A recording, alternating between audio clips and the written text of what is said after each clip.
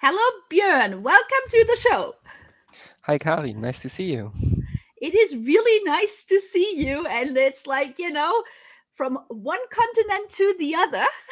So it's so now what I ask my guests to do in the beginning, because not everybody may know you, to introduce themselves with 5 facts, like according to the working out loud method. So if you could please introduce yourself with 5 facts. Yeah, it's a pleasure to be here. Thank you for asking. Yeah, I have 5 facts. So my first fact is that I'm an office and needs market facilitator, which is a guided process where communities or members can identify and exchange their passions, needs, knowledge, and skills and resources.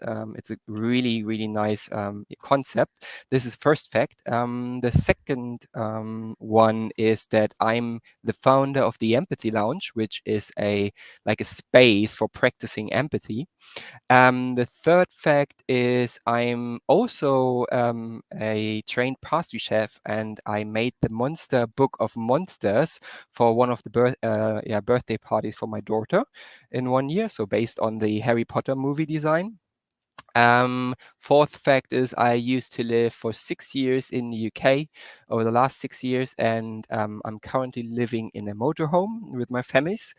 And the fifth fact is, yeah, I'm starting to learn guitar again, which mainly is the result of meeting someone here on my journey, who, yeah, showed me a couple of things that made me like really re-warming with with playing guitar.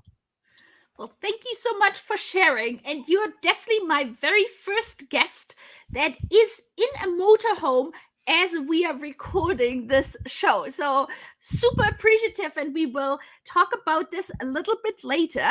And first, I'd love to talk, as this is part of the 31 days of transferable skills, where I talk with people from all over the world, what type of transferable skills they have learned from unpaid care work, volunteering, extensive traveling, and caregiving in general. And I also would like to say hello to anybody who might be watching us right now, or who is watching it afterwards in the replay format, or in the future will be listening to us, as this is also becoming an episode of the podcast Job Sharing and Beyond. And so, because of the focus on the transferable skills, I would love to talk a little bit more with you, Björn, about before you started your career. How much did you know, or what experience did you have with caregiving? Mm. Um, Initially, I thought I probably didn't have one, but actually I did community service, and I worked in a school with people or children mainly with special needs, and it was like a very challenging, mentally challenging task to do. But it taught me so many things, and I worked with younger and little older children, and it was something that I was quite able to do. People were just showing me that I was quite empathetic with them, and how I treated them was quite natural. I wasn't like trying to separate, and or it didn't look like this. Or though I would say it was quite challenging sometimes, depending on the grade of the special needs they had.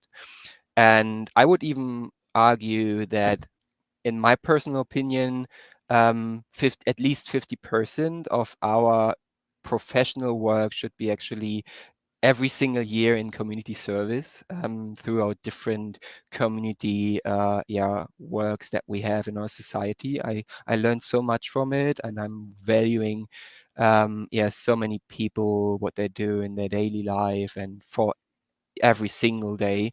And I feel like, especially when we talk about dads, often it comes from like coming from a background of office jobs and so on and so forth. And the challenges are different. And I'm coming from a very very different background, at least. Yeah, starting as pastry chef and having this community service is in Germany quite popular, but but still, I think many did other things than I did in terms of yeah, caring for children. I think this is such an important point, the community service, because I also feel like even in a high school setting or university setting, if there was a sort of quote unquote compulsory part to it that would require pretty much everybody to do more community service, it, I think, would help younger children slash young adults having a very different understanding of what care work is actually like. And Mm. I think, and the as you described, your own work, it just sort of that the practical aspect, and it will, I think, help create soft skills or social skills that they might not have been you know aware or might not realize what it actually does. So and the pastry chef, yeah, I that sounds, I I'm a big fan of sweet things, so I'd like to find out more about that. But um so now this is a perfect segue, because you've been a stay-at-home dad, and so I imagine your daughter must be very lucky to have a stay-at-home dad who is also a pastry chef. But what actually made you decide initially to decide to become a stay-at-home dad? Yeah. So I think how happy my daughter is with it, we probably need to ask her. And I think it would probably, her answer would probably depend on the current situation. Um, but yeah, I think the decision came from a mix from supporting my wife while she studied at that time, and I Mm-hmm. was already like 5 years like separated in terms of age, and so I was already working for some time, and she was studying, so we became quite young parents, and so me making the decision to taking on yeah, the father role more was like also a mixture of like in Germany, for example, at that time they initiated this program for dads. It wasn't like it was today. I think it's even it has even improved over the time, but it was for me the starting point really to get into this. And I'm one of those daddies who decided to take full the time. So we shared the full lot of it. So half her and half me, which is quite often different, like because many dads only take what, like 1 or 2 months, Mm-hmm. and or like they're taking it together and traveling. And we at that time, yeah, we just spent that time. Yeah. That's so interesting. And now you've already alluded a little bit before, your community work, what you have learned, but are there any other transferable skills that you had learned in your professional life before becoming a stay-at-home dad that were helpful for you to be using in a home setting? Mm. That's a really interesting question, because for me, it really feels like there's no single skill that can't be transferred to another part in your life. So I feel like, okay, for me, it would be more like a decision, like what became I more aware of, like I'm transferring it. Because there's so many, I couldn't even decide to, oh yeah, what helped me most. Because for example, when I'm taking the learnings from my like trainings or school and so on and so forth, there were a couple of things that I could take. Like for example, I was like a restaurant manager before I got into this parenting time, and there was definitely like this manager mindset in terms of what I learned about communication, for example.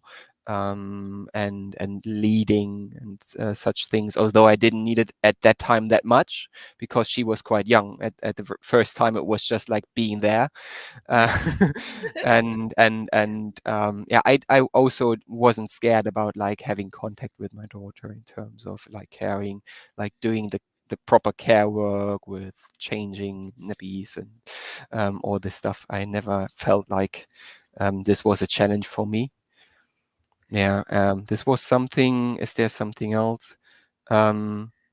Yeah, and making cakes, for example, is definitely a I know. good I thing. mean, this is sort of the interesting thing is like, especially when the children are young, like, birthday parties and other gatherings, I'm sure, you know, you must have been like, like people might have said, oh, here's another cake made by Björn, or and so I'm curious, like, what was it like being a stay-at-home dad? Were there other stay-at-home dads in your Mm, area, or were you the only one, mm. and what did it feel like? As I said, at that time I was quite young, and all the other parents around me and my wife were like at least 10 years older. So we had actually no network of other parents. Our friends were all just like our age. They were studying. Oh, and I lost the camera, as I promised. This is life, and we Yeah, are this is life. talking But with let you me, in a motorhome, so yeah, yeah. exactly. So, but I'm trying to like reconnect it. Otherwise, I'm just switching the camera and it probably works then again. Let's see. Okay, Um, yeah. you are So back. here I am. So where was yeah, You so were they were 10. 10 years older, and so there was actually no yeah, like network that we had. It just started when my daughter got to like the preschool stuff or like kindergarten things. And what I did then after taking like the 9 month off, I decided even to quit my job at that time, Mhm. to just fully make a cut, and got again into community service. And through having more time available, I got in contact with like with the carers for my daughter, and I was like always volunteering and stuff like that. And by that, I got somehow involved to actually become a day carer for I think three or 3.5 years Oh myself. So wow! Oh I got wow! I got trained as a day carer, and have taken other children as well. And I think one of the most um, interesting like occurrences in that time was when I met an old lady who was approaching me when I walked with I think 4 or 5 children. For I think it have been 4 or 5, and she was just so amazed seeing a man in my age walking with those children, and she just talked to me, and I shared with her that I'm a daycarer and that I'm doing this professionally. I didn't earn a lot of money for this, but it gave me the opportunity to connect my daughter with other children, have a Right. little bit work, being self-employed, and like yeah, having just this right environment, because we also didn't live close by their her grandparents, for example. So and she was just so amazed by this, and I asked her, how many children do you have? And she was saying something like 6 or 7. And so I turned it around and said, actually, I should be the person who should be inspired by you because of the stuff you're doing. And she was so touched by this, and then we had a conversation around this, and it really like made me so aware, like people, especially women, were like so um, amazed and appreciating me doing this work, but it doesn't really happen the other way around.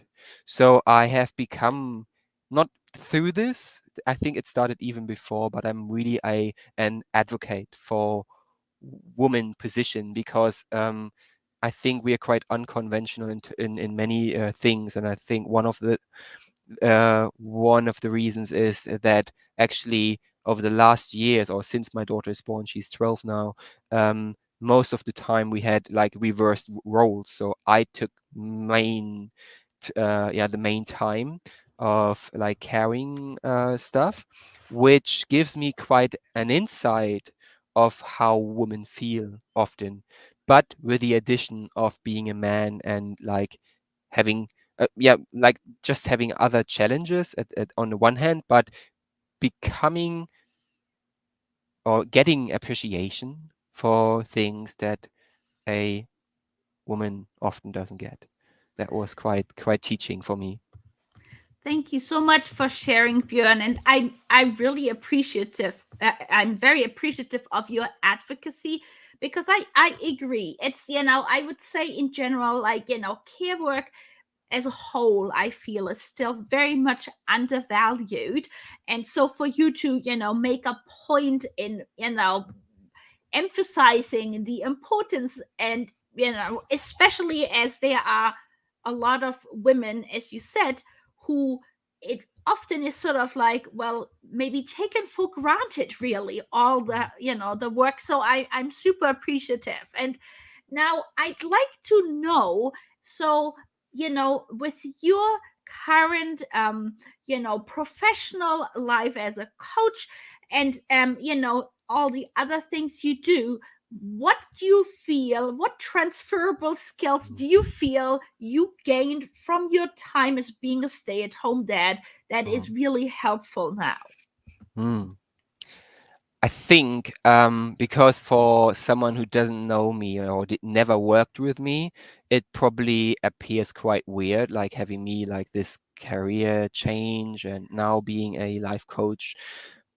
But actually, nothing could have taught me more really being a life coach than being a dad for my daughter, because for me, I feel like what adults often don't see is that we have so much potential to learn from children in terms of presence, in terms of listening skills, in terms of like noticing small things. I've learned so much from my daughter. She is probably my most valuable teacher, mentor, coach, mirror. And she is now, as she's getting older, she's even more challenging, which just helps me even more to become more aware of how I can actually help my clients um, in terms of presence. When people have the first conversation with me, they are often giving me the feedback of that they never experienced such a presence by someone in terms of listening and being curious or not interrupting too often or giving advice, for example. I try to avoid giving advice to my daughter. And this is something that I'm doing with my clients because my work is not so much about being a mentor or being a teacher or a trainer. It's more about helping them to provide the safe space to be connected with their inner wisdom. Because from my experience so far, often we already have everything that we need to, like achieve anything that we want to achieve, but we don't trust it, and we worry. We need to do another training, we need to read another book, we need to watch another TED talk, and we need to do this and that and so on. So this is really, I think, the key, the main key, but there's so many other things as well, but I think this just came up right now. Well, thank you for sharing this, because I so agree. It's like, and like also when, say somebody is a manager in an organization with the team, all the skills you've just described are so helpful, and they can be so easily transferred, but I feel often people don't realize it or know about it. And as you are saying, instead of like a manager maybe micromanaging or kind of, kind of just creating the pathway and saying this is how you need to do it, instead of just giving some guidance, and then leading with support and confidence that that person can actually go to the next step. And just as it would be with a child, where initially they might be not confident that they can be doing something new, and as a parent guiding them. And so your active listening, as you described, I think is definitely key. And so thank you for helping more people learn about it, because I really really feel that that's something, hopefully going forward, more people are aware. And also that you know all these skills that you have learned, it's a gender neutral Mhm. thing. It doesn't mean that, what like, as often sadly still, care work or a carer is often associated with being a female person, where that's thank you for being the evidence that it really, anybody can do care work, yeah, regardless of the gender. Yeah, I would even argue that there's no skill at all that's gender related. There's no skill. I think it's we might have tendencies, and we are, and the rest is often just influenced by our culture. Yeah. And this is the main key. If we understand us as a society that we are we are not because of mainly our training or the things that we proactively learn, but actually a result of the culture we are like, but not like just it's not an outside thing. I think it's, for me, learning, for example, is a mutual service. If my I never need to, for example, I think the best advice for a parent can be, you never need to worry about your child not learning enough if you are willing to learn from a child, Yeah. because you're a role model, you're an example, so you never need to worry. But I see so many parents worrying about the path their children take, and then they're trying to control. And this Yeah. is the same thing that we see in business when a manager doesn't see the particular results he wants to see.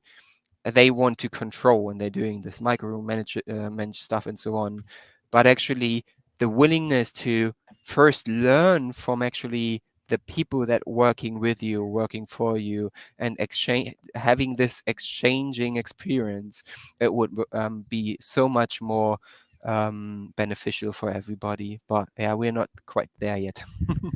Well, I think you are definitely, one great example. So thank you. And the other thing I'd love to learn more about, you've been now, as we've talked about earlier, traveling around Europe in a motorhome. And Mm. so I'm just curious, what kind of, things or skills have you already learned during this journey? Could you share a bit more with our audience? Yeah. Um, I think the one of the things is probably there are not so many new skills that I learn. It's more like the environment offers me space to practice things. For example, reaching out to like strangers. It's so much more fun, and it gives. I wouldn't say you have automatically more confidence, but because you're in that environment, it's necessary to ask for help. So asking for help is such a great thing to be able to. So you can learn this, for example. Then the other thing is everyday consciousness, like not taking anything for granted. Like my water usage, how many times I need a loo a day sometimes, like these weird things that you never really consider in a like um location-based life, I would say. Right. I try to avoid not say like unnormal and normal life and unnormal life. The other thing is, and what this is something really like, it gives me so much hope about humanity, because traveling always offers you help.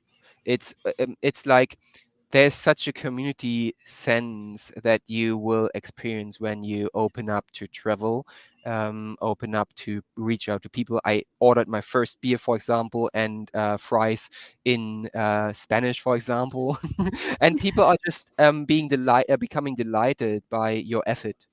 And Right. for example, my neighbor here offered me actually his car just for taking it to drive to somewhere without any attachment to it, for example. So there's so many things that I could like, go through, that I'm learning every day.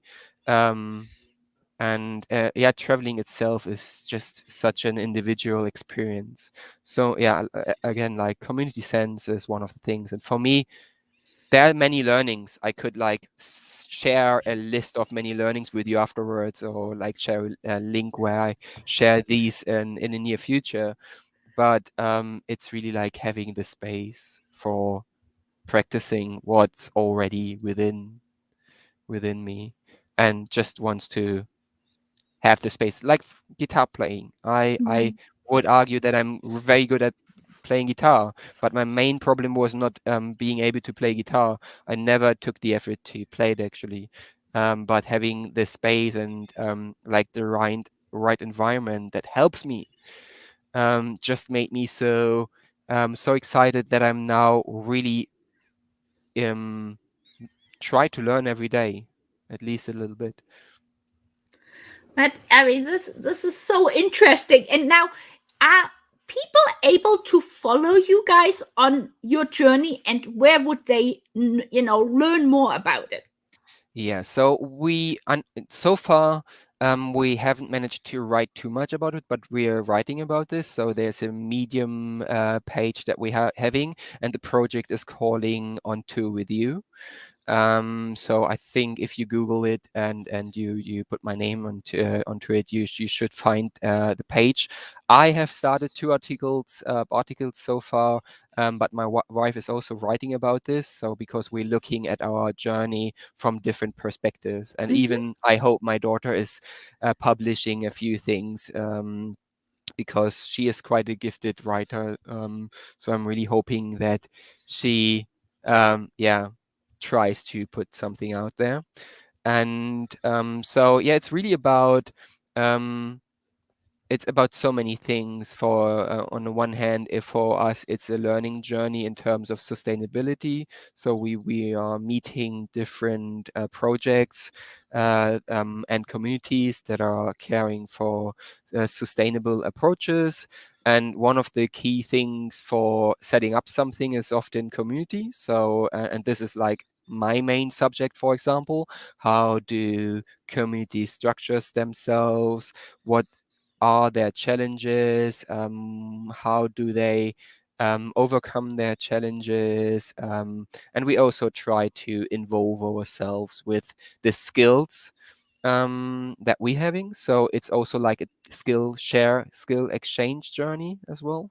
So there's a lot in it, and we're just trying to write about our experience, but with some depth. So that's why we don't want to do like a daily blog, Hmm. or we didn't start with it. I'm considering it at the moment with just daily insights, because I often hear friends like, "Oh yeah, you need to write a little bit." So I'm probably sharing more pictures on my Instagram or social media in general. So probably on LinkedIn, or cross-pollinating the social media platforms. Well, thank you. And I will be sure, we will put it afterwards into the comments as well, the link so people can follow as well. Because I feel honestly, especially now during the pandemic, there is, far less opportunity to travel. So I feel, you guys sort of like, we can live through you and your journey Mm, to, see different places, and here, as you, said, ordering some, a beer or something in a different language. And yeah, so it's I mean, it just sounds so interesting. And now, Björn, is there anything else that you would like to share with our audience today that we have not covered yet? that's a really good question. I think that there are so many things, but I feel like it was quite our conversation was quite full with lots of things, and I feel like adding something feels not right at the moment. So I think maybe then, yeah, I have it. I think, yeah, just reach out to me. I would love to get to know new people, and to all of those who are listening to this and would be interested to like having a really meaningful, deep, full conversation and going through something. I invite them to have at least one conversation, one deep, meaningful conversation with me, and see in which way I can support or help them. I think this is something I would like to share. Yeah. Thank you so much, Björn. I mean, it's really really nice, talking with you and learning about more about your background and and the experiences you're going through as a family right now in your motorhome. And so for people who are watching this or in the replay, if you also would like to listen to it, maybe, on your walk, we will be putting this into a podcast episode. And so I will just share the link to it. And thank you very much again, Björn. It was super nice having you as my guest today. It was such a pleasure to be your guest, Karin. Thank you so much for inviting me. It was really great. It also gave me the opportunity to reflect on the last couple of weeks and on my life in general. I think it's just amazing. And yeah, another invitation. Invite me if you feel like I should be I should talk to someone else in a podcast or interview. It's just great fun. I really enjoyed the time with you, Karin. Thank you. Thank you so much. So I will put in the slide so people can learn about the podcast link. Bye. Okay, awesome. Bye.